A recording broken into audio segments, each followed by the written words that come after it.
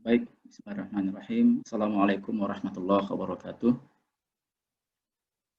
Eh, Mahasiswa peserta mata kuliah sama diferensial biasa, kita lanjutkan pembahasan kita tentang bab 1 pendahuluan. Ya. Jadi kalau pada pertemuan sebelumnya kita sudah memperkenalkan beberapa contoh aplikasi ya, yang diangkat dari masalah nyata,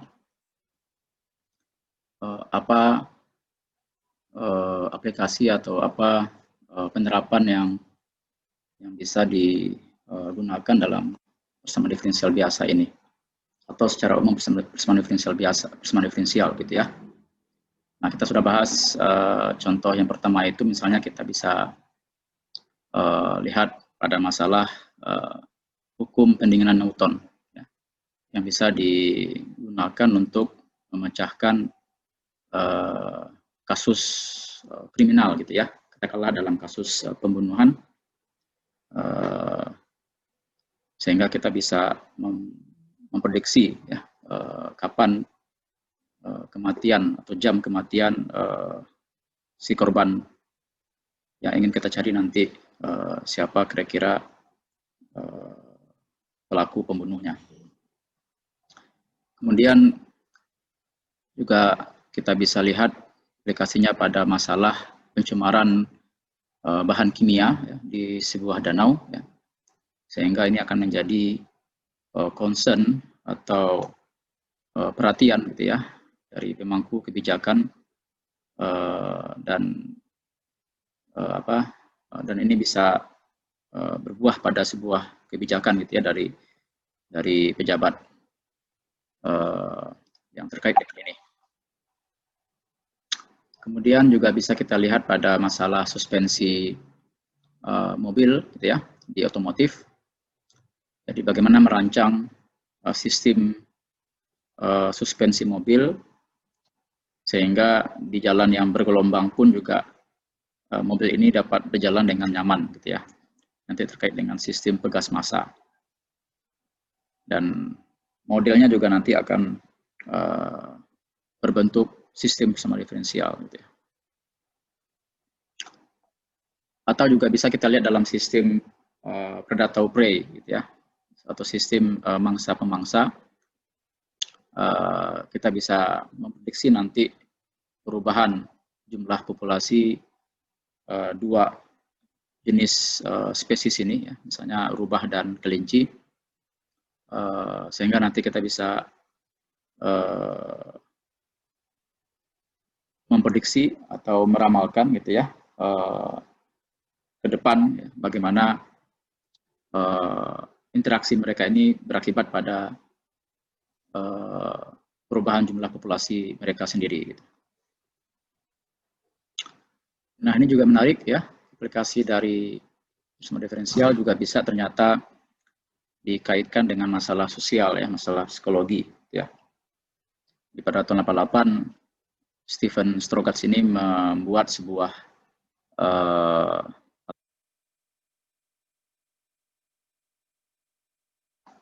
ya, di pada tahun 88 si Stephen Strogatz ini menulis sebuah paper ya di Mathematics Magazine ini. Awalnya ini berawal dari iseng-iseng saja gitu ya, si Stephen ini, karena waktu itu beliau melihat mahasiswanya itu susah untuk memahami materi tentang persamaan diferensial ini. Maka Stephen Strogatz kemudian mencoba untuk mendekatinya dalam konteks kehidupan yang mereka alami gitu ya. Jadi mahasiswa pastilah akan tidak terlepas dari masalah ini gitu. Sehingga menjadi lebih menarik dan lebih termotivasi gitu ya mahasiswanya ini untuk mempelajari persamaan diferensial ini. Nah, meskipun berawal dari iseng-iseng saja ya, tapi ternyata masalah ini banyak yang kemudian mengembangkannya. Ya. Yang awalnya mungkin hanya 2 individu, ya, ternyata juga bisa dikembangkan menjadi 3 gitu ya, 3 individu yang saling berinteraksi. bagaimana perubahan atau dinamika dari perasaan ketiganya ini. Dan bahkan ada mahasiswa UNAN gitu ya, mahasiswa matematik UNAN yang juga pernah membahas model ini dan dikaitkan dengan skenario dari jalannya cerita dari film Assalamualaikum Beijing gitu ya. Sehingga nanti bisa dilihat setiap jalan ceritanya itu bisa dikaitkan dengan perubahan perilaku, perubahan perasaan gitu ya, dengan memakai model dinamika cinta ini. Ini juga sangat kontekstual ya, apalagi untuk saat sekarang persamaan diferensial juga sangat besar gitu ya perannya dalam memodelkan masalah epidemi gitu ya, atau masalah wabah penyakit yang ada di masyarakat terkait dengan pandemi COVID-19 ini juga sangat relevan ya. Kajian-kajian model ya, memprediksi perubahan jumlah yang terinfeksi gitu ya, berapa yang sembuh dan sebagainya gitu ya. Jadi ini sangat relevan untuk kondisi yang sekarang ini. Baik, itu beberapa contoh saja ya aplikasi yang dapat kita kemukakan di sini terkait dengan penerapan dari persamaan diferensial. Oke, sekarang kita akan lanjutkan pembahasan pada konsep-konsep dasar ya, yang harus kita ketahui dalam memahami persamaan diferensial ini. Baik, konsep persamaan diferensial itu tidak terlepas dari konsep turunan sebuah fungsi ya. Jadi kalau di kalkulus Anda sudah diperkenalkan dengan beberapa fungsi ya. Kita mengenal misalnya fungsi konstan ya seperti ini, atau fungsi trigonometri ya seperti ini misalnya, atau fungsi linear ya seperti ini, atau fungsi eksponensial ya, atau fungsi dari dua variabel gitu ya. Nah, kalau kita bicara fungsi dulunya, maka kita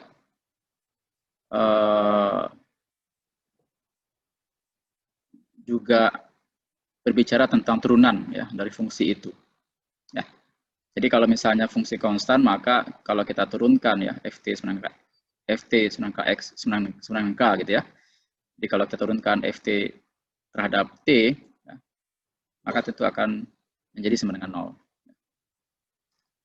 Atau kalau kita punya fungsi ft sama dengan sin kt, ya, maka kalau kita buat hubungan seperti ini, ya, di turunan kedua dari f ya, terhadap t, ya, ditambah k pangkat 2 dikali f, ya, kita bisa periksa di sini ya, turunan kedua berarti kan menjadi, kalau turunan pertama kan k dikali cos kt gitu ya. Kemudian diturunkan lagi menjadi min k kuadrat dikali sin kt gitu ya, karena turunan cos adalah minus sinus. Sehingga ini minus k kuadrat cos kt, dan ini berarti ditambah k kuadrat cos kt ya sama dengan 0. Oh ya, saya harus perlu mengingatkan bahwa membaca turunan ini jangan disebutkan pernya ya. Jadi cukup df dt saja gitu. Jadi df dt sama dengan 0. Jadi kurang tepat kalau kita mengatakan df per dt ya. Karena ini bukan pecahan ya, ini hanya simbol ya, satu simbol, satu kesatuan yang treatmentnya itu layaknya seperti pecahan gitu ya, tapi dia bukan pecahan. Jadi kurang tepat kalau kita mengatakan df per dt ya, cukup df dt saja ya. Df dt, kemudian ini berarti turunan keduanya gitu ya, di kuadrat F dt kuadrat, nah gitu ya, jadi nggak usah pakai per gitu ya. Ya, atau kalau misalnya kita punya fungsi ft seperti ini ya, min t ditambah k, ya, kita bisa periksa turunan pertamanya ditambah 1 itu sama dengan 0. Ya. Atau kalau kita punya fungsi eksponensial, ya, di turunan dari f terhadap t berarti apa? K dikali E pangkat KT gitu ya. Dikurang dengan K dikali F. F sendiri adalah E pangkat KT, berarti sama dengan 0. Ya. Atau malah fungsi dua variabel gitu ya. Jadi X dan T. Anggaplah misalnya kita punya fungsi f, x, t ini seperti ini. Ya. Maka kalau kita turunkan si fungsi f ini secara parsial terhadap t, ya berarti kita anggap si x-nya konstan di sini kan. Jadi kalau diturunkan terhadap t ya ini kan ada dua komponen ya. Jadi ini dan dikali ini gitu kan ya. Bisalah ya kita turunkan. Silakan nanti Anda periksa. Kemudian kita turunkan lagi misalnya 2 kali ya terhadap x si f-nya. Jadi anggap sekarang si t-nya konstan gitu kan. Kalau dalam turunan parsial kan seperti itu. Nah, nanti ini silakan diperiksa ya, silakan diperiksa. Kita akan bisa buat hubungan do f do t dikurang 1/4q dikali do kuadrat f do x kuadrat ya, itu sama dengan 0. Oke ya. Nah, kalau kita lihat dari sini kan berarti kita baru punya hubungan dari fungsi itu, kita bisa buat hubungan ya, sebuah persamaan ya, sebuah persamaan yang melibatkan turunan dari fungsi tersebut ya. Di sini persamaannya seperti ini, kalau yang untuk contoh ini seperti ini ya, dan seterusnya. Nah, sekarang pertanyaannya adalah bagaimana kalau kita misalkan punya persamaan yang di kanan ini ya, semuanya, tapi kita nggak tahu fungsinya seperti apa gitu. Ya, jadi ini semacam kebalikan gitu ya, proses kebalikannya. Jadi kalau misalnya kita ingin tahu dari sini ke sebentar.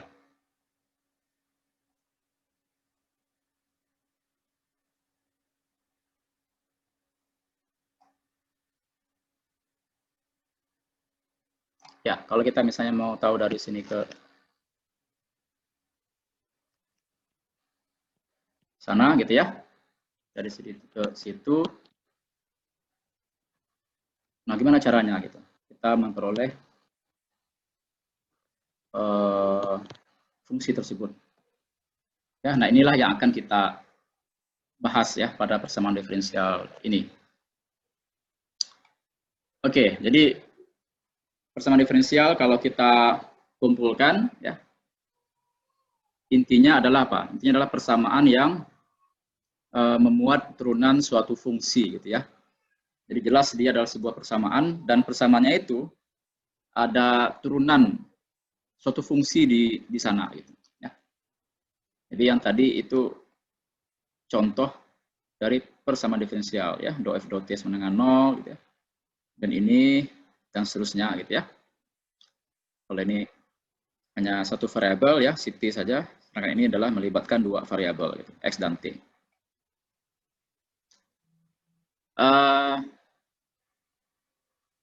Notasi untuk turunan fungsi kan juga macam-macam ya. Ya kita bisa buat seperti ini ya, notasi Leibniz gitu ya.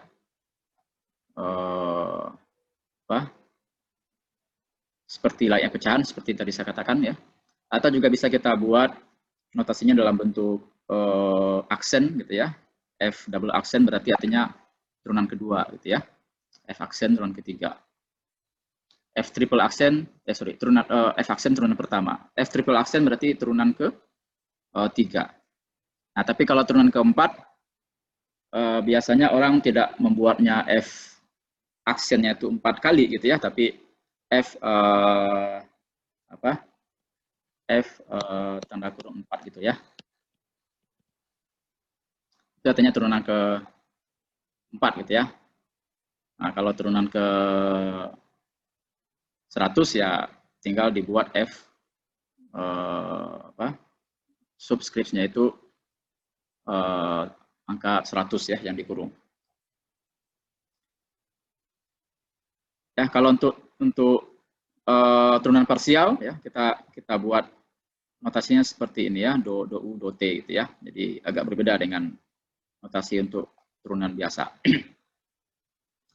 Atau juga bisa untuk turunan parsial juga bisa dinotasikan seperti ini ya. Jadi dalam bentuk indeks ya. Indeks ya. Jadi ut berarti do u, do t. Ini berarti u dikali uxx ya. Jadi u dikali turunan kedua dari u secara parsial terhadap x ya. Atau untuk turunan parsial juga bisa disimbolkan dengan notasi operasi diferensial gitu ya. Jadi ada operator diferensial ya. Jadi dt ya, dtu berarti artinya apa? Do u, do t gitu ya. Dxxu berarti artinya do kuadrat u, do x kuadrat ya. Jadi turunan kedua dari u secara parsial terhadap x. Atau ada juga yang buat notasi turunan dengan tanda titik ya di atas. Jadi kalau titiknya 1 berarti turunan pertama gitu ya. Titiknya 2 turunan kedua. Kalau yang titik ini biasanya melibatkan fungsi terhadap waktu gitu ya. Jadi terhadap t. Nah, apapun notasi turunannya ya, yang jelas ada turunan di sana ya, ada turunan fungsi dalam persamaan ini. Nah, itulah yang dikatakan sebagai persamaan diferensial. Jadi persamaan yang memuat turunan suatu fungsi, gitu ya. Nah, di sini kita bisa lihat x dan t ya di contoh ini itu adalah variabel bebas ya. Jadi input ya, variabel inputnya itu apa gitu ya. Jadi bisa secara bebas gitu ya kita masukkan nilai-nilainya. Kemudian si f ya, si f, si u dan si y di sini ya. Itu adalah variabel tak bebas ya. Jadi variabel yang bergantung pada nilai si x dan t ya. Ya, intinya si fu ini adalah fuy-nya adalah fungsinya ya. Jadi fungsi f terhadap apa? Ya, u terhadap apa gitu ya, y terhadap apa. Jadi si fu dan y dalam persamaan diferensial kemudian kita katakan sebagai variabel tak bebas. Dan ada juga di sini K gitu ya, K, kemudian alfa. Nah, ini dikatakan sebagai parameter. Gitu ya. Parameter yang nilainya itu bisa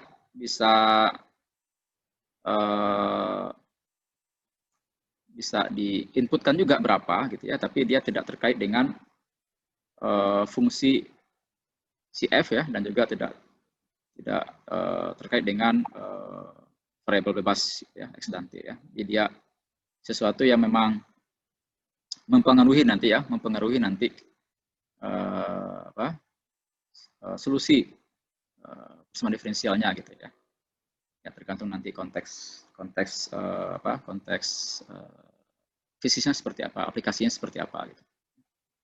Jadi istilah-istilah ini ya, mana yang variabel bebas, mana yang variabel tak bebas, mana yang parameter harus kita dapat bedakan gitu ya.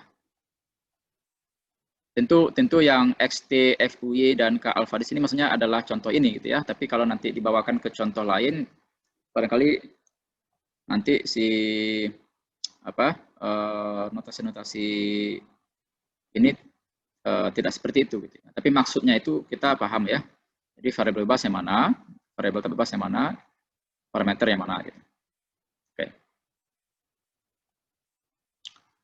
Nah, sebetulnya karena ini adalah konteksnya adalah di terapan gitu ya.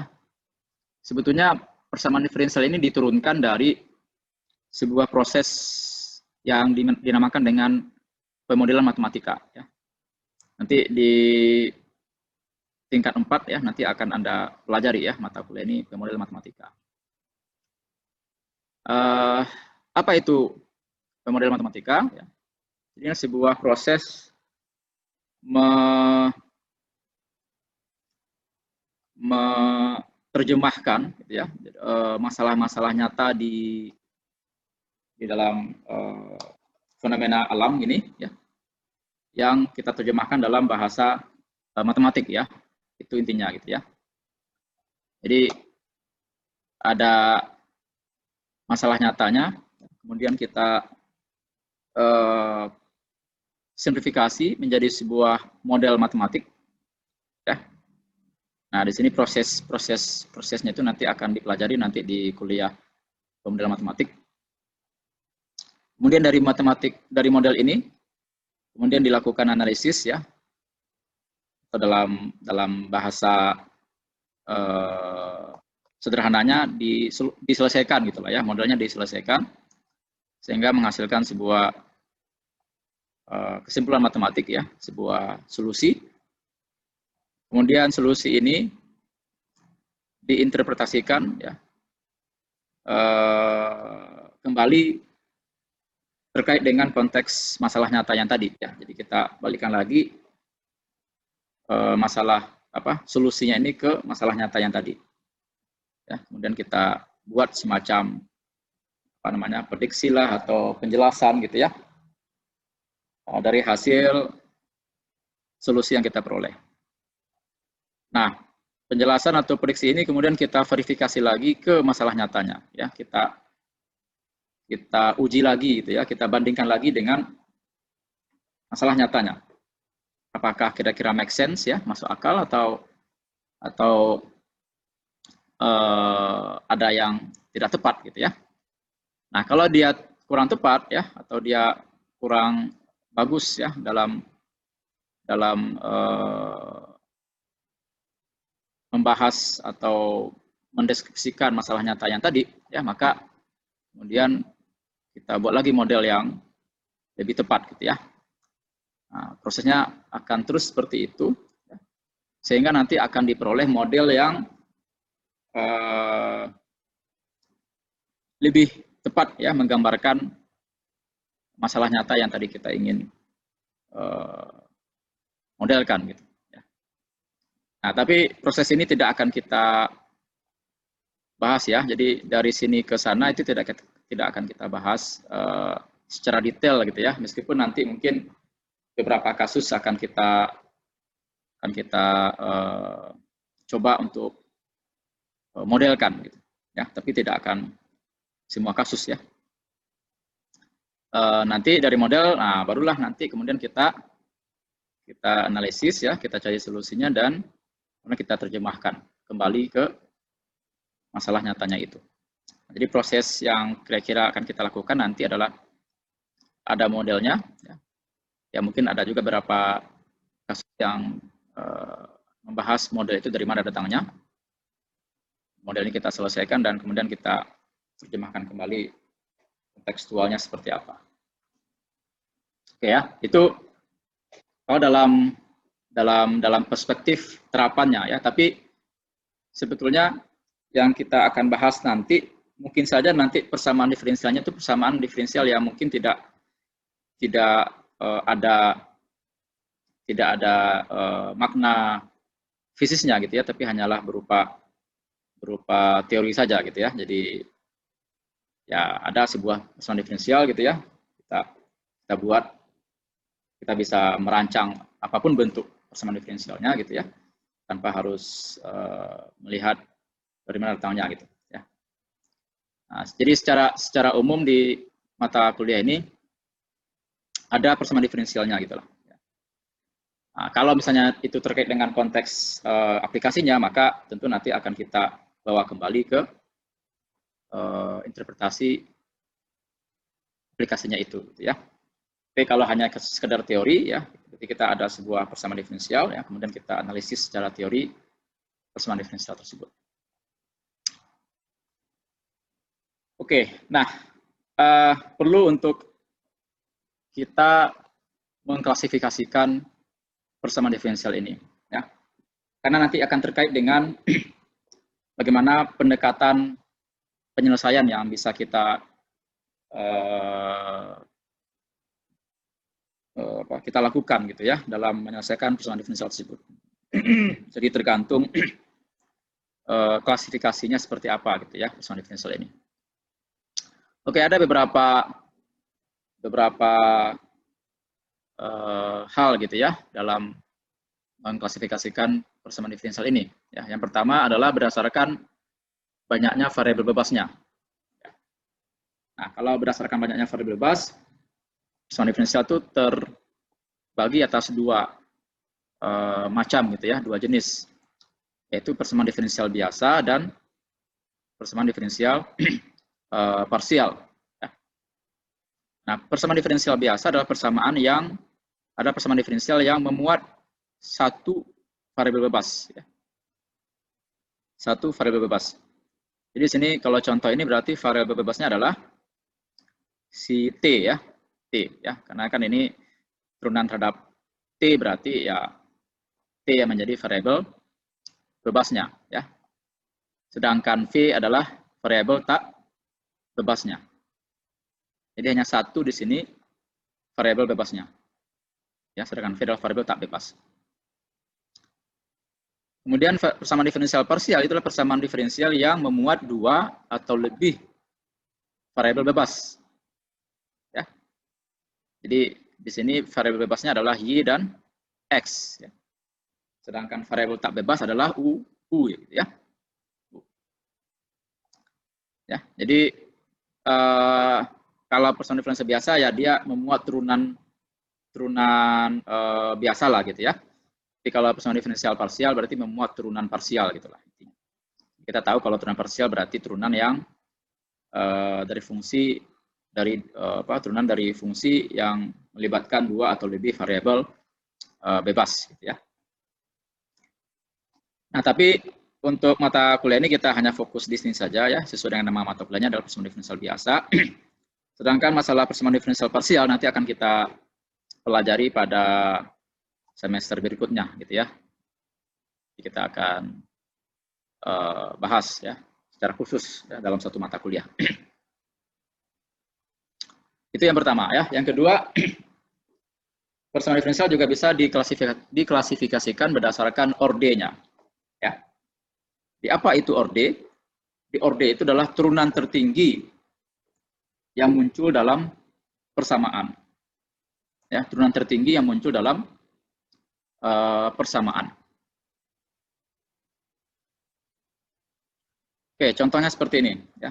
Kita punya dx dt dikurang x ya, sama dengan e pangkat t. Ya. Nah, di sini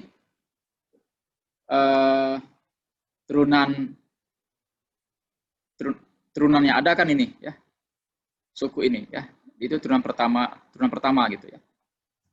Kemudian kalau yang persamaan kedua ya, turunan yang tertinggi adalah turunan kedua di sini ya.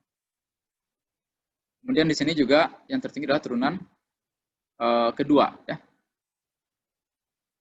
Meskipun kalau dipangkatkan ya itu tidak masuk kriteria ya. Jadi yang dilihat adalah turunannya saja. Ya, turunannya yang tertinggi.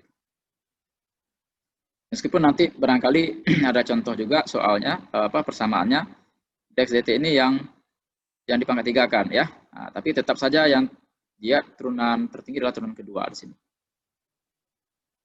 Nah, jadi kalau seperti ini maka yang dx dt kurang x sama dengan e pangkat ini ada persamaan diferensial biasa gitu ya, orde 1 ya.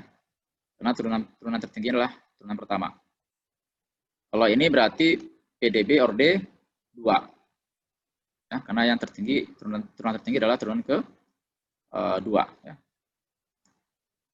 Selanjutnya yang ini turunan kedua juga ya, yang tertinggi berarti PDB orde 2 juga. Nah, jadi kalau orde itu kita lihat turunannya tertingginya yang muncul dalam persamaan tersebut. Ya.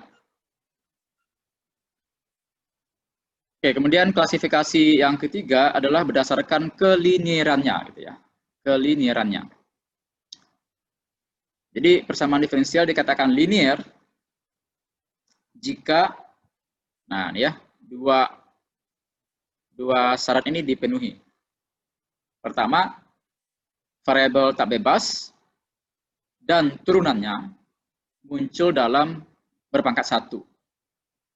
Ya, ya makanya tadi saya katakan mana yang variabel tak bebas ya, itu harus sudah paham gitu ya yang mananya.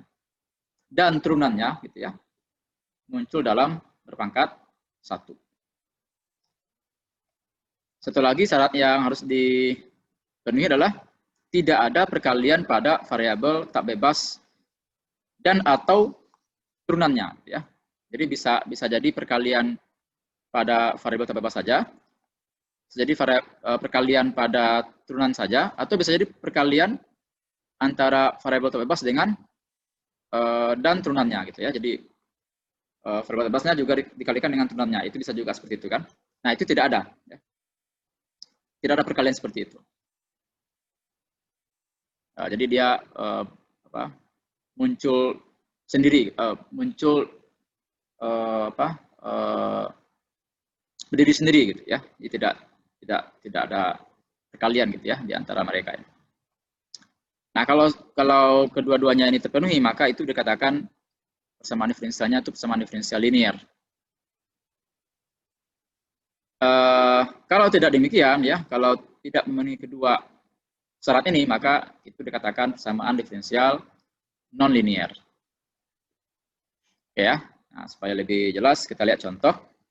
Kita punya persamaan diferensial ini. Ya. Di sini kan jelas ini dia PDB orde 1 ya. PDB orde 1 ya. Tapi apakah linear atau non-linear gitu ya. Nah, kita lihat variabel tak bebas dan turunannya itu muncul dalam berpangkat 1. Ya, kita lihat variabel tak bebasnya adalah si X ya. Si X iya. Ya. Kemudian turunannya juga iya ya. Kan tidak ada pangkat berapa gitu ya. Ini kan pangkat 1 nih artinya kan. Kemudian juga tidak ada perkalian pada variabel tak bebas dan atau turunannya gitu ya. Jadi si turunannya hanya dia saja nih kan, tidak dikalikan dengan variabel tak bebas atau juga tidak dikalikan dengan turunan yang lain gitu ya. Turunan kedua kah atau apa gitu ya. Juga ini juga berdiri sendiri gitu. Nah, adapun yang si E pangkat T, si T ini adalah variabel bebas ya. Jadi tidak masalah gitu. Meskipun fungsi E pangkat T adalah fungsi non-linear, ya, tetapi karena si T itu sendiri adalah variabel bebas, ya, maka itu tidak menjadi concern kita, ya, itu tidak menjadi perhatian kita, ya. Yang menjadi perhatian kita dalam mengkategorikan persamaan itu linear atau tidak linear adalah hanya variabel tak bebas atau turunannya saja, ya. Ini adalah PDB linear. Ya, karena si T adalah variabel bebas ya, jadi tidak masuk dalam concern kita. Kemudian persamaan kedua, ya, di sini juga berpangkat 1 ya, turunannya, ini juga berpangkat 1 turunannya. Ini si F adalah variabel tak bebas, tapi ini dikalikan dengan variabel bebas ya. Jadi nggak masalah. Ya. Sepanjang dia tidak dikalikan dengan variabel tak bebas ya, atau tidak dikalikan dengan turunannya, maka itu nggak masalah. Ya. Sedangkan ini adalah variabel bebas ya yang dikalikan. Jadi tetap saja ini tidak ada perkalian gitu ya, tidak ada perkalian pada variabel tak bebas dan atau turunannya gitu ya. Sedangkan cos T, ya T ini adalah variabel bebas ya, jadi nggak masalah, itu tidak menjadi perhatian kita. Ya. Jadi ini tetap persamaan diferensial biasa linear ya. orde 2 di sini. Kalau tadi di atas orde 1 ya. Di sini orde 2. Ya. Jadi lagi-lagi saya tekankan concern kita dalam mengklasifikasikan persamaan differential itu linear atau tidak linear adalah hanya pada variabel tak bebas dan turunannya. Nah, kita lihat contoh ketiga. Ini turunan kedua, ya. Tapi di pangkat 3. Nah, berarti sudah tidak memenuhi kriteria yang pertama ini. Ya. Apalagi kalau kita lihat ini ya, X ini adalah variabel tak bebas, tapi ini pangkat setengah. Ya. Akar, ya. Maka ini juga adalah tidak memenuhi yang syarat pertama. Oke ya. Nah, berarti di sini adalah PDB non linear, ya. Di mana suku non linearnya itu adalah yang ini, ya, karena dia berpangkat 3 turunannya, dan juga adalah yang ini karena dia akar, ya, akar dari X ya, X pangkat setengah. Ini tidak berpangkat 1. Oke, itu ya tentang keliniaran. Oke, nah secara umum kita bisa menuliskan bentuk umum ya dari PDB linear itu seperti ini. Seperti ini.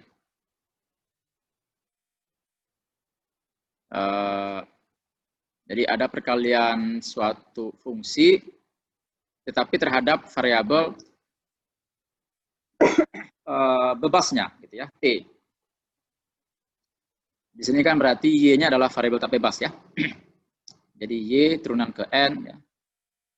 Ini Y turunan ke N kurang 1 dan seterusnya nanti sampai Y turunan ke 0 gitu ya. Artinya pangkat 1 lah ya. Jadi fungsi Y sendiri gitu. Sama dengan suatu fungsi lain, tapi ini masih fungsi terhadap variabel bebas ya. Berarti. Nah, jadi kan ini berarti perkalian variabel bebas, variabel tak bebas itu muncul dalam berpangkat 1 semuanya kan. Dan turunannya juga begitu kan, muncul dalam berpangkat 1. Dan juga tidak ada perkalian antara variabel bebasnya ya, atau variabel bebas dengan turunannya, Tidak ada perkalian antara variabel tak bebasnya, tadi tolong dikoreksi. Jadi kita hanya melihat variabel tak bebas saja ya dalam mengklasifikasikan linear atau tidak non linear ini.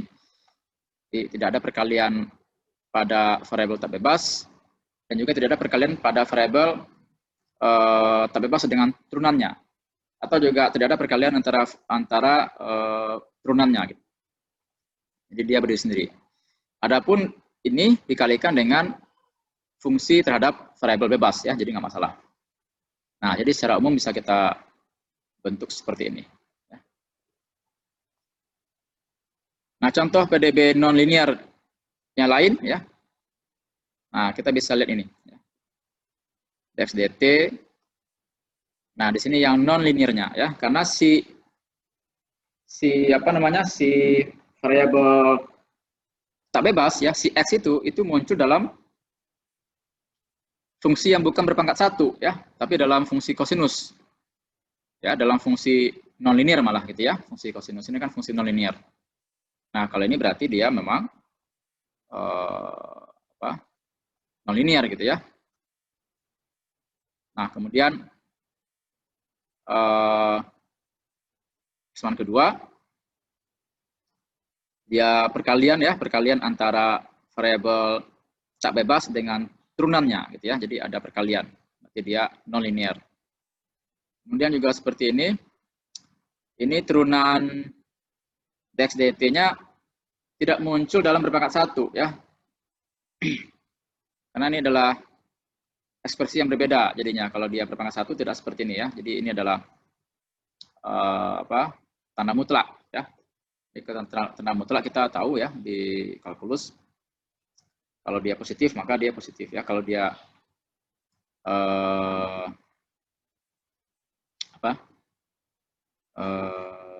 Kalau dia negatif maka dia harusnya min itunya gitu ya. Min x-nya ya. Jadi, mungkin saya lagi kalau kita punya teratur kan ada 2 ya. X kalau x-nya positif, kemudian min x kalau x-nya negatif gitu kan. Ya, kalau dia 0 bisa di salah satu lah ya, bisa di sini atau bisa di bawahnya. Nah, jadi kan seperti ini ya. Jadi kan apa namanya, ada 2 di sini. Ada dua kemungkinan ya. Nah, jadi dia bukan fungsi linear ya, tetapi menjadi non-linear. Oke, jadi ini adalah PDB non-linear ya. Jadi ini dia non-linear karena ada cos xt, dan ini juga ada perkalian. Ya. Ini muncul dalam bentuk fungsi tanda mutlak. Ya. Ya, nah berbeda kalau misalnya ini saya tukar lagi nih bukan cos x ya, tapi cos t gitu. Ya, ini akan menjadi linear ya, karena si t sendiri adalah variabel bebas ya. Tapi kalau diganti dengan cos x, ya berarti itulah variabel tak bebas si x-nya. Makanya jadi non linear. Ya, tapi kalau cos t jadinya linear. Baik, kemudian klasifikasi persamaan diferensial adalah berdasarkan kehomogenannya, ya.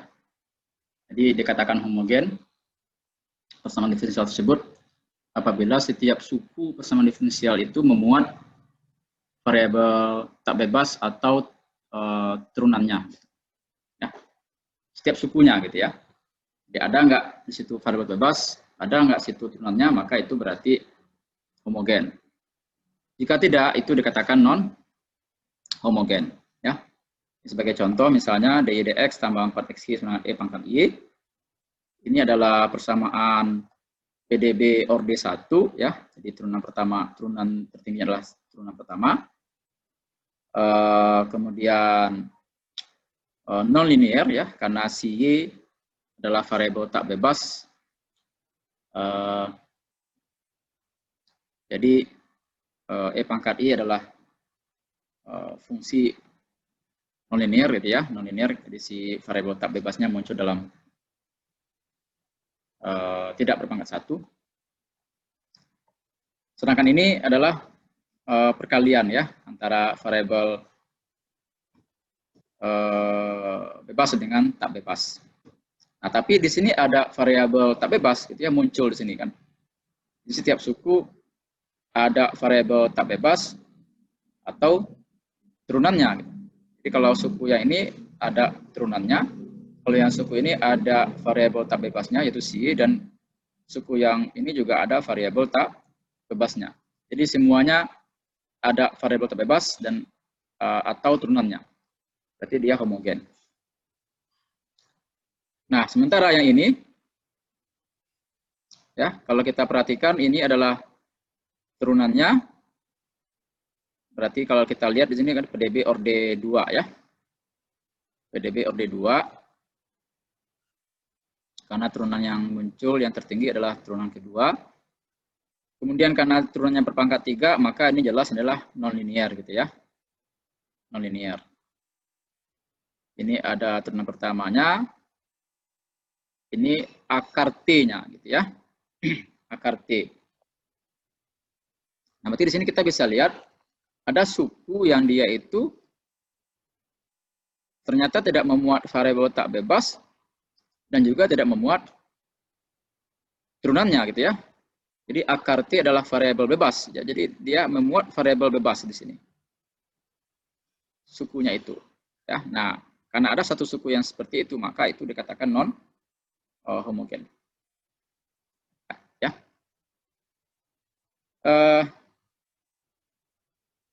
Kalau yang nol ini sebenarnya bisa kita ini kan ya, bisa kita pindahkan. Maksudnya nol ini tidak menjadi kriteria kita gitu ya, karena nol tidak ada artinya sebetulnya ya. Karena nanti kan kalau kita ubah nih bisa juga kita ubah menjadi akar T-nya bisa kita pindahkan ke kanan ya, jadinya sama dengan min akar T ya. Jadi kan tidak muncul nolnya. Jadi kalau nol ini bukan suku dalam persamaan yang kita tinjau gitu. Ya. Jadi inilah PDB orde 1 non linear homogen ya. Karena setiap sukunya memuat variabel tak bebas dan variabel tak bebas atau turunannya. Sementara yang kedua ini persamaan PDB orde 2 non linear ya, karena berpangkat 3 di sini turunannya, dan non homogen ya, karena ada akar T ya. Sebentar.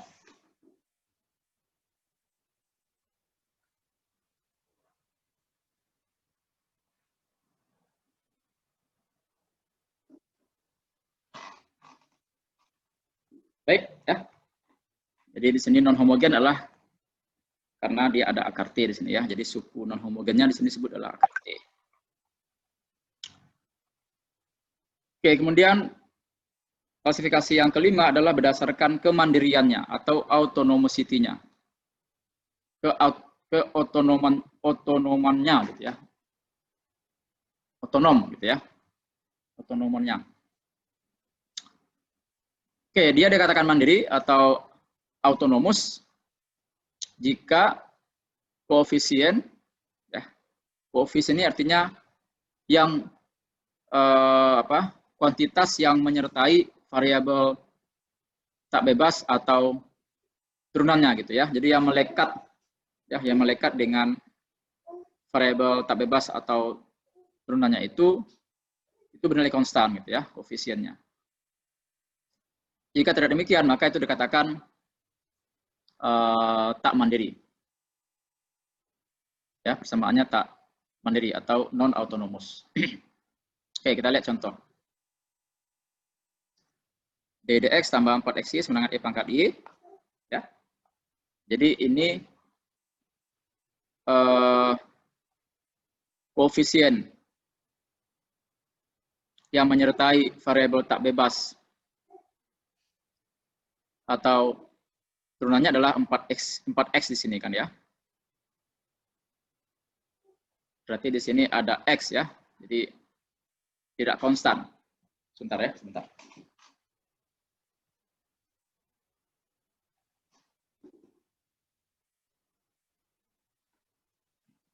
Oke. Jadi di sini ada 4x, berarti dia tak konstan. Maka ini berarti persamaan diferensial yang mandiri atau yang autonomous. Sorry.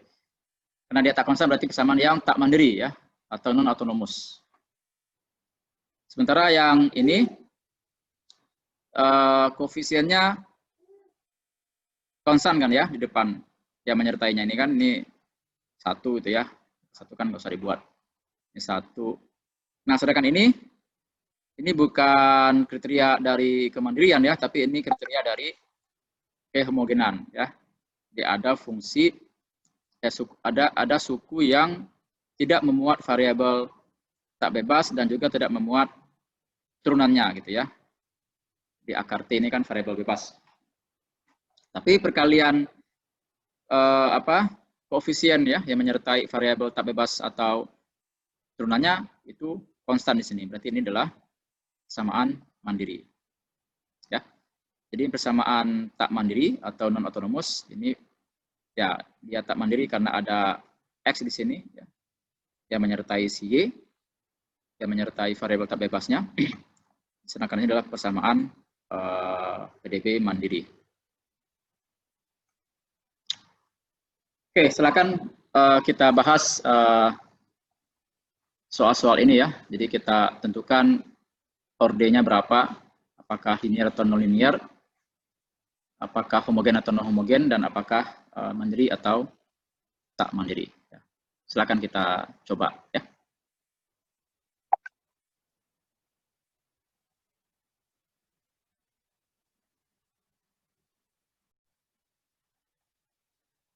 Baik, kemudian kita lanjutkan. Hal yang paling penting dalam persamaan diferensial adalah mencari solusinya, gitu ya. Tapi apa itu solusi dari persamaan diferensial?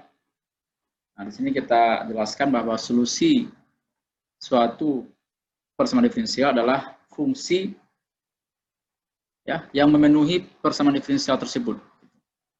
Ya. Jadi apa fungsi yang kalau kita substitusikan ke persamaan diferensial tersebut, maka itu menjadi benar. Nah, itu tadi ya, yang tadi di awal saya sampaikan, kalau kita punya fungsi, maka kita bisa cari suatu persamaan sedemikian sehingga kita bisa kita bisa penuhi gitu ya fungsi tersebut pada persamaan tersebut. Nah, sekarang sebaliknya, kalau kita punya persamaan, nah apa fungsi yang memenuhi persamaan tersebut? Nah, berarti itu namanya adalah solusi. Jadi kalau kita diminta untuk mencari solusi, ya artinya apa? Kita cari fungsi yang memenuhi persamaan tersebut. Atau kalau ada suatu fungsi itu dikatakan solusi, ya, solusi dari persamaan diferensial, maka fungsi tersebut pastilah memenuhi persamaan diferensial tersebut. Ya. Nah, ada lagi istilah solusi umum. Ya. Jadi solusi umum adalah bentuk umum dari solusi persamaan diferensial tersebut. Ya, bentuk umum berarti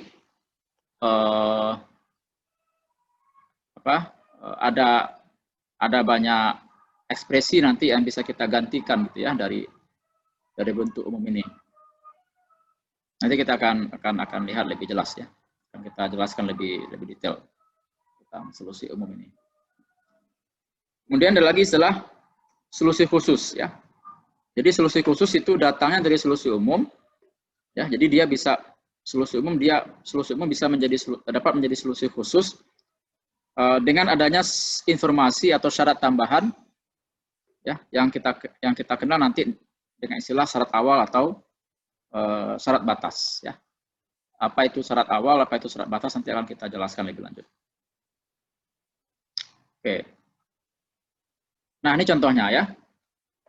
Jadi fungsi xt sama dengan cos 2t itu adalah solusi dari persamaan diferensial biasa berikut ini. Ya.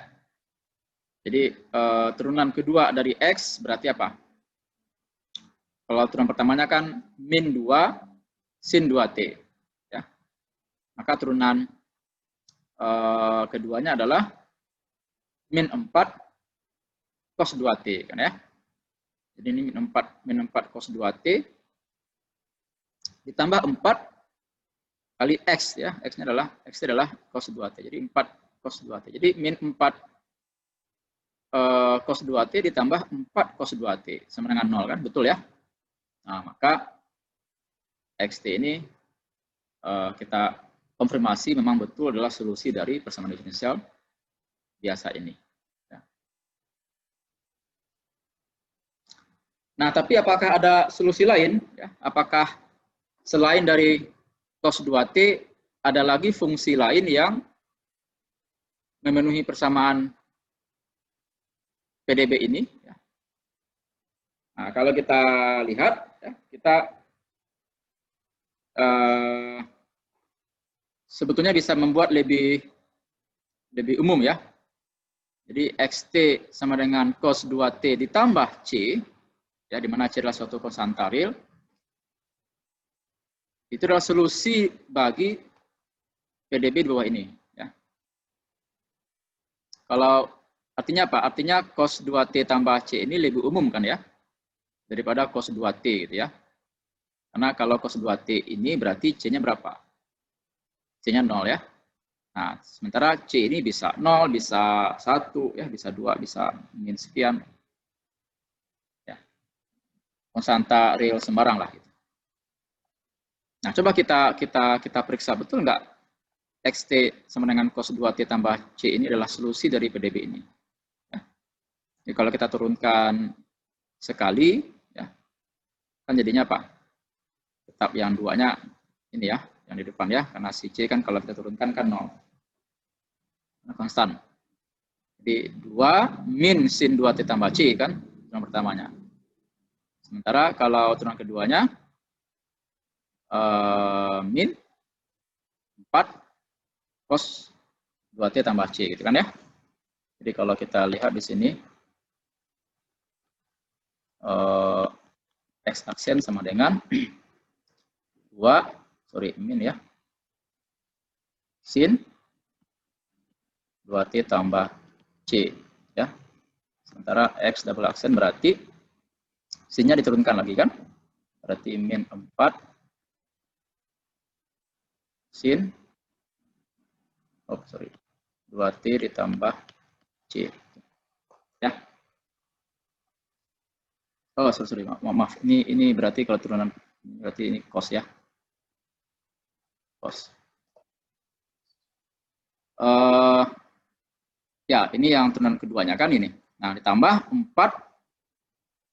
cos 2T tambah C ya. Kan sama dengan 0 kan? Jadi memenuhi. Nah, inilah yang kemudian kita kenal dengan solusi umum. Ya. Karena si C-nya bisa kita ganti dengan berbagai macam alternatif ya. Berbagai macam kemungkinan nilai konstanta real. Oke.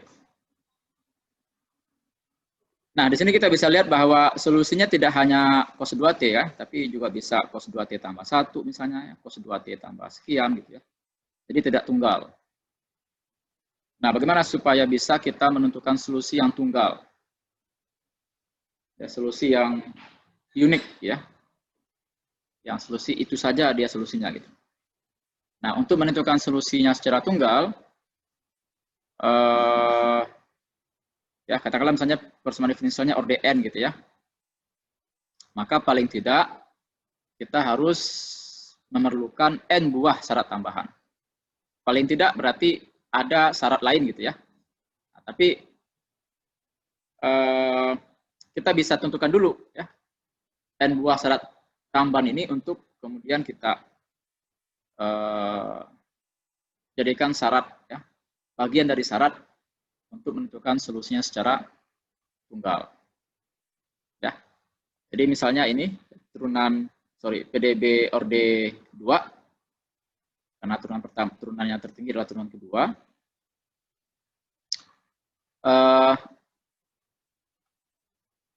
Jadi ada 2 syarat tambahan ya, ada 2 syarat tambahan paling tidak ya untuk bisa menentukan solusinya secara tunggal.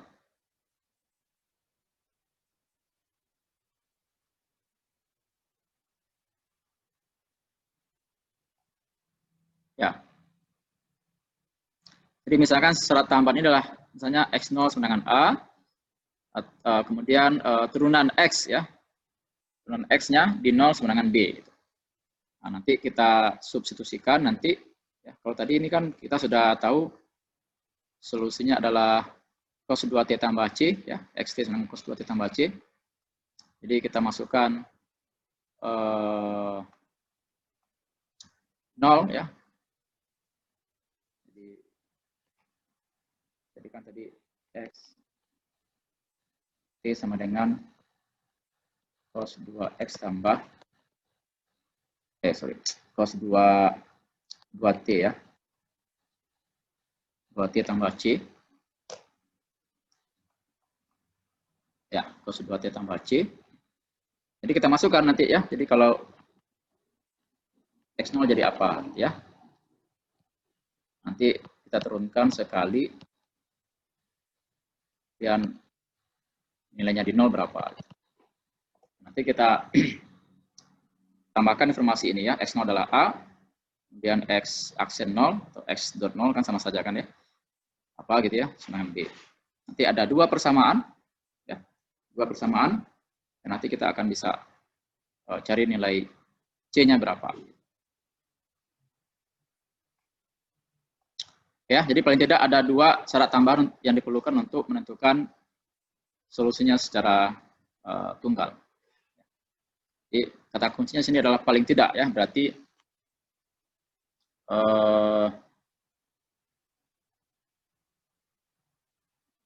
ada yang lain gitulah ya, ada yang lain yang bisa juga menjadi syarat tambahan untuk solusi ini secara tunggal. Oke, jadi ada 3 pertanyaan penting seputar persamaan diferensial ini. Yang pertama adalah apakah persamaan diferensial tersebut ada solusinya, ya, punya solusi enggak? Ini dikatakan dengan masalah eksistensi, ya, eksistensi solusinya. Yang kedua, kalau ada solusi, apakah solusi tersebut tunggal? Ya, apakah solusi tersebut hanya satu-satunya solusi gitu? Ini disebut dengan masalah ketunggalan solusi. Nah, yang ketiga, nah, baru kita cari ya, jika ada solusi, nah bagaimana cara menentukannya? Ya, bisa dengan secara eksplisit ya, melalui metode analitik, atau hampiran ya, melalui aproksimasi numerik dan sebagainya. Nah, jadi untuk orang matematik ya, itu tidak serta-merta, oke, ini ada persamaan diferensial, kemudian langsung dicari solusinya apa gitu. Enggak ya. Kita sebetulnya harus melihat dulu persamaan diferensial tersebut ada solusi enggak gitu. Ya, eksis enggak solusinya. Terus kalau misalnya eksis ada solusinya, tunggal enggak gitu. Ya. Jadi dua hal yang pertama ini sangat penting ya untuk kita telah dulu. Kenapa ya? Karena kalau kita langsung loncat ke yang ketiga, ya, ternyata tidak ada solusi gitu ya. Jadi untuk apa kita melakukan yang ketiga ya? Kalau memang tidak ada solusi atau ternyata solusinya tidak tunggal ya. Jadi kita susah mengkoleksi semua solusi yang ada itu. Ya kalau misalnya dia tidak tunggal tentu ada berbagai macam kemungkinan kan solusinya. Nah, jadi itu bedanya dengan orang teknik ya atau yang lain. Mereka mungkin hanya bicara apa solusinya ya, sementara kita perlu untuk menelaah dulu ada nggak solusinya. Ya, kalau ada tunggal nggak solusinya. Ya. Jadi kalau memang tidak ada solusi ya kita tidak perlu untuk bersusah payah untuk mencari solusinya kan, karena kita sudah jamin dia tidak ada solusi gitu ya. Nah, eksistensi dan ketunggalan ini nanti kita akan bahas juga ya. Ada teorema ya, teorema yang menjamin eksistensi dan ketunggalan suatu solusi dari persamaan diferensial ini. Jadi ini matematiknya di sini perlu ya untuk kita telaah. Oke, tadi saya katakan ada syarat tambahan ya. Itu syarat awal dan syarat batas. Apa bedanya? Nah, jadi kalau syarat tambahan untuk syarat awal itu artinya adalah syarat tambahan yang ada pada satu titik atau pada satu nilai ya, variabel bebas. Sementara syarat batas adalah syarat tambahan itu tidak pada satu titik, tidak pada satu nilai variabel bebas. Jadi ada 2 atau lebih gitu ya. Syaratnya itu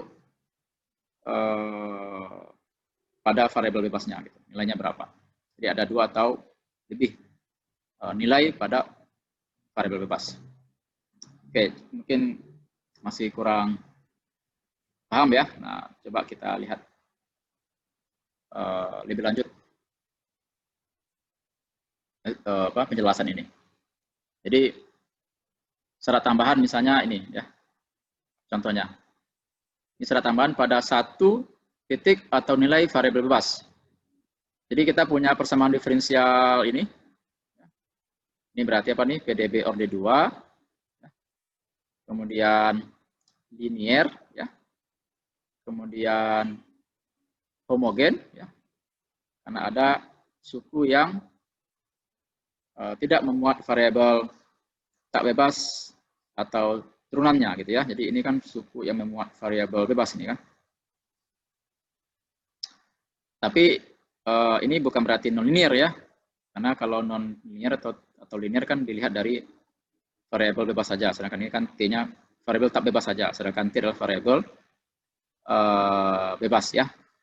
Ini tetap linear, homogen, dan mandiri ya, autonomous. Nah, tadi dikatakan paling tidak ada 2 kan syarat tambahan ya, kalau supaya kita ingin solusinya tunggal.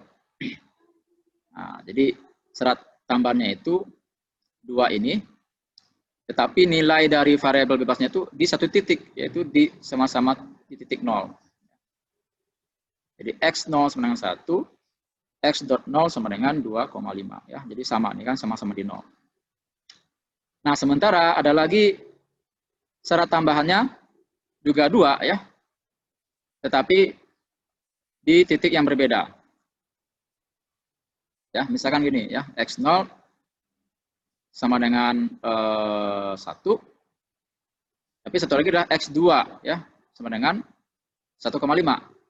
Jadi yang satu di 0, informasinya itu, informasi tambahannya itu, yang satu lagi adalah di 2 ya. Jadi 2 titik yang berbeda. Ya, itu bedanya ya. Jadi syarat awal 1 titik yang sama, ada variabel bebasnya, dan syarat batas 2 atau lebih titik yang berbeda. Nah, di sini harus kita tekankan bahwa syarat awal itu tidak harus di 0 gitu ya, titiknya. Bisa saja mungkin di 1 ya, tapi sama-sama 1 gitu ya. Bahkan bisa saja mungkin syarat informasinya itu di -1 misalnya, tapi sama-sama -1 di sini. Nah, tapi kebanyakan memang kasusnya itu di 0 ya, karena terkait dengan waktu. Jadi kalau awal itu kan biasanya memang dimulai dari T-nya sama dengan 0. Tapi tidak selalu seperti itu ya. Intinya di sini bukan 0-nya ya, tapi titiknya sama enggak? Di titik yang sama enggak gitu. Kalau di titik yang sama maka dinamakan dengan syarat awal. Tapi kalau di titik yang berbeda maka dinamakan syarat batas. Ya. Nah, di sini kita hanya membahas tentang ini saja ya, yang ada syarat awalnya ya. Jadi masalah nilai awal gitulah. Jadi masalah nilai awal itu berarti persamaan diferensial yang ada syarat awalnya. Sedangkan masalah nilai batas itu tidak kita bahas di sini ya. Jadi ada lagi masalah kuliah pilihan yang lebih khusus untuk membahas tentang ini. Oke ya. Ya dan biasanya ini memang lebih sulit untuk diselesaikan gitu ya, untuk masalah nilai batas ini dibandingkan dengan masalah nilai awal. Oke. Nah, ini tadi ya. Jadi masalah nilai awal, masalah nilai batas itu apa? Ini masalah nilai awal adalah persamaan diferensial ditambah nilai awalnya atau informasi syarat awalnya. Ya, seperti ini. Ini sama-sama di 0 ya. Sedangkan masalah nilai batas berarti persamaan diferensial ditambah dengan informasi syarat batasnya. Ya, jadi ada syarat batas di sini. Di 0 dan di L ya, jadi 2 titik yang berbeda. Oke, jadi kalau kita mau mencari solusi persamaan diferensial saja ya, tanpa ada informasi tambahan atau syarat tambahan, maka itu masih merupakan solusi umum ya. Nah, tapi kalau masalah nilai awal dan atau masalah nilai batas ya, itu nanti akan menjadi solusi khusus ya. Jadi kita bisa menjawab apakah tunggal nggak solusinya ya. Kalau nanti dapat nanti solusi khusus ya, itu kemungkinan dia tunggal gitu ya. Tapi tadi kan dikatakan paling tidak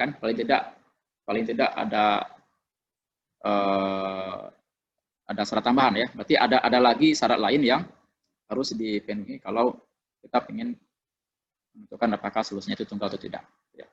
Oke, jelas kalau masalah nilai awal dan atau masalah nilai batas itu akan menghasilkan suatu solusi khusus. Oke, ada lagi sistem ya, sistem persamaan diferensial. Jadi ini adalah karena di sistem, maka berarti ada 2 atau lebih persamaan diferensial yang kita selesaikan secara simultan. Ya.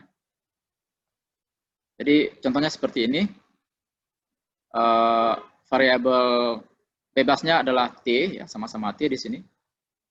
Dan variabel tak bebasnya itu ada 2, ya, yaitu U dan V.